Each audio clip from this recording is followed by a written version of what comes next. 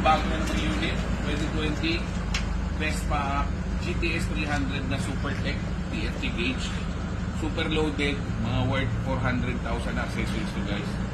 Bebenta lang natin to. SRP 400,000, sobrang mura. Pakikita ko sa inyo mga nakakabit dito. Ka-Ollins na yan, harap likod na suspension, naka Brembo brakes, naka Zelioni na cover, at the same time palit din to. Rotor disc palit din, naka Diablo Rosso na gulong, naka mags din syempre, naka headlight na rin, palit yan, pati itong park light, signal light, kabilaan niya nakapalit, pati itong gitna, tsaka pati itong harap to, halos lahat pinalitan, no.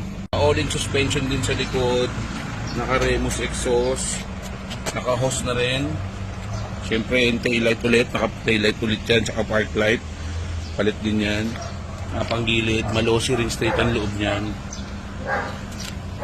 Pati mga angkasa na ito guys, Zelioni, pati mga cover na ganito palit yan, syempre pati ito, yung upuan niya, naka racing seats, Super Tech na yan, naka side mirror, naka handlebar, naka lever, lahat yan Zelioni, no, all out.